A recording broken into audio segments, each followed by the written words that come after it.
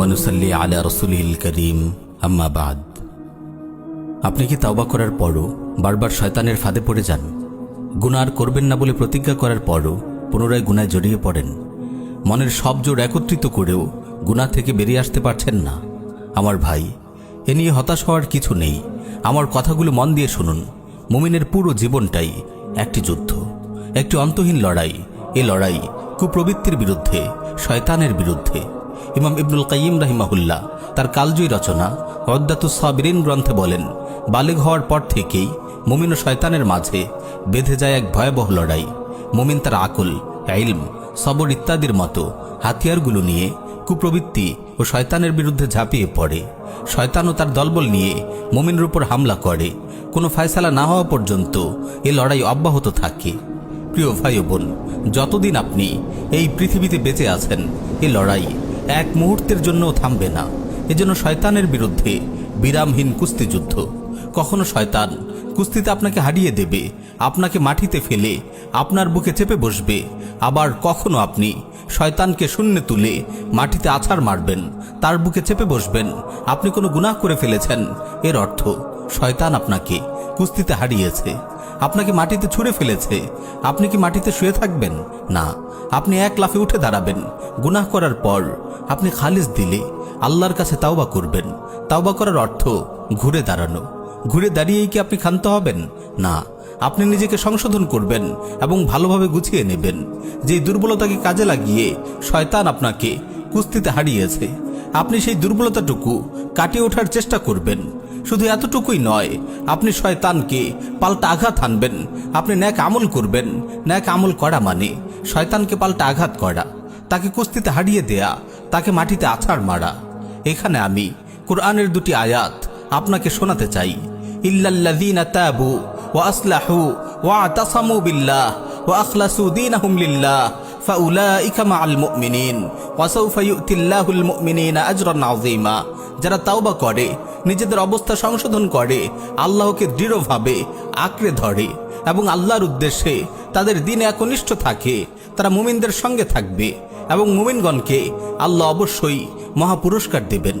এই আয়াত থেকে আমরা জানতে পারি, কেবল তাওবা করলে হবে না, বরং তাওবার পর নিজের অবস্থা সংশোধন করতে হবে এবং কোরআন সুন্নাহকে দৃঢ়ভাবে আঁকড়ে ধরতে হবে। অপর আয়াতে আল্লাহ তাআলা বলেন, ইল্লা মান তাবা ওয়া আমানা ওয়া আমিলা আমালান সালিহা ফাউলাইকা ইউবাদদিলুল্লাহু সাইয়্যাতিহিম হাসানাত ওয়া কানা আল্লাহু গফুরুর রাহিমা। যারা তাওবা করে, ঈমান আনে ও নেক আমল করে, আল্লাহ তাআলা এমন লোকদের গুনাহ সওয়াব দ্বারা পরিবর্তন করে দিবেন। আল্লাহ ক্ষমাশীল, পরম দয়ালু। এই আয়াত থেকে আমরা বুঝতে পারি, কেবল তাওবা করে নিজের অবস্থা সংশোধন করে ক্ষান্ত হওয়া যাবে না, বরং এরপরে ন্যাক আমল করতে হবে। শয়তানের বিরুদ্ধে পাল্টা আঘাত হানতে হবে, তাকে ন্যাক আমলের আঘাতে দুর্বল করে ফেলতে হবে। প্রিয় ভাই ও বোন, সবসময় মনে রাখবেন, আপনি যুদ্ধের ময়দানে আছেন। শয়তানের কাছে একবার ধরাশায়ী হয়েছেন তো কি হয়েছে, আবার উঠে দাঁড়ান, কোমর বাঁধুন, নিজেকে গুছিয়ে নিন, নিজের দুর্বলতাগুলো কাটিয়ে উঠুন। তারপর শয়তানকে পাল্টা হামলা করুন, শয়তানকে মাথার উপর তুলে মাটিতে আছাড় মারুন। তাওবা হলো আপনার ঘুরে দাঁড়ানো, আর নেক আমল হলো আপনার পাল্টা আঘাত। তাই তো কোরআনে বহুবার তাওবার পর নেক আমলের কথা এসেছে। মান তাবা ওয়া আমানা ওয়া আমিলা আমালান সালিহা। যে তাওবা করে, ঈমান আনে ও নেক আমল করে। প্রিয় ভাই, শয়তানের কাছে যদি আপনি বারবার পরাজিত হন, বারবার আছাড় খান, এতে লজ্জিত হওয়ার কিছু নেই, নিরাশ হওয়ারও কিছু নেই।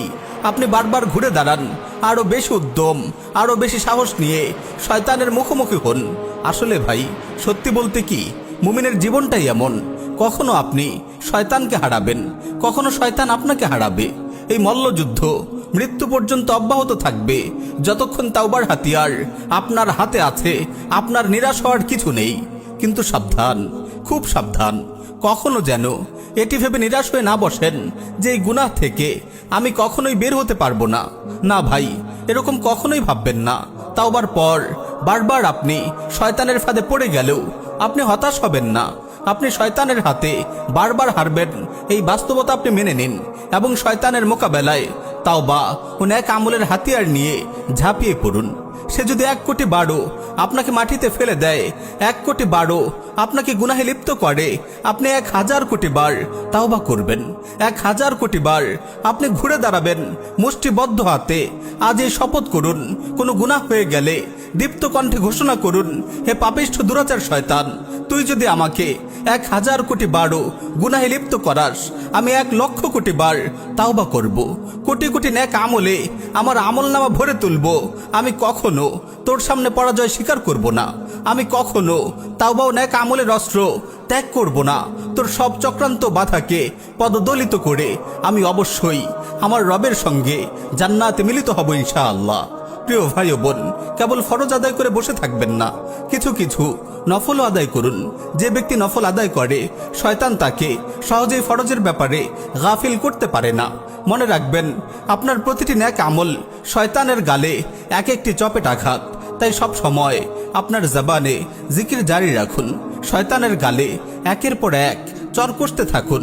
সে আপনার মনে কুমন্ত্রণা দেওয়ার সুযোগ পাবে না। একটু অবসর পেলেই কুরআন তিলাওয়াত করুন, কিয়ামুল লাইল ও অন্যান্য নফল সালাতেও নিয়মিত হওয়ার চেষ্টা করুন। ধারাবাহিক আমল করলে ইনশাআল্লাহ শয়তান দুর্বল হতে থাকবে, এক সময় আপনার কাছে ঘেঁষতেও ভয় পাবে। প্রিয় ভাই ও বোন, গাফলতির সময় আর নেই। আবার জেগে উঠুন নতুন উদ্যমে। ফেলে আসা দিনগুলোর সব পাপ পঙ্কিলতা তাওবার অশ্রুতে ধুয়ে মুছে সাফ করে ফেলুন। আসুন নতুন করে শুরু হোক শয়তানের বিরুদ্ধে অনন্ত এক যুদ্ধ। হাতে তুলে নিন তাওবা ও নেক আমলের অস্ত্র। যতই শয়তান আপনাকে গুনাহের ফাঁদে ফেলুক, ইনশাআল্লাহ আপনি মৃত্যু পর্যন্ত তার কাছে হার মানবেন না। কোনো একদিন আপনার কোনো খালিস তাওবা, নির্জন রাতে আপনার ফুপিয়ে কান্নার চাপা শব্দ, আপনার কোনো দিল আকুল করা রোনাজারি হয়তো আপনার রবের রহমের সাগরে ঢেউ তুলবে। আর তিনি নিজেই আপনাকে পথ দেখিয়ে নিয়ে যাবেন সুখময় জান্নাতের সবুজ উদ্যানে। গুনাহের বিরুদ্ধে, নফসের বিরুদ্ধে, শয়তানের বিরুদ্ধে যুদ্ধরত প্রতিটি মুমিন ভাই বোনকে একটি আয়াত স্মরণ করিয়ে দিয়ে বিদায় নিব। ওয়াল্লাযীনা জাহাদু ফীনা লানাহদিয়ান্নাহুম সুবুলানা। আর যারা আমার পথে চেষ্টা সাধনা করে, আমি অবশ্যই তাদেরকে আমার পথে পরিচালিত করব। আর যারা আমার পথে চেষ্টা সাধনা করে, আমি অবশ্যই তাদেরকে আমার পথে পরিচালিত করব।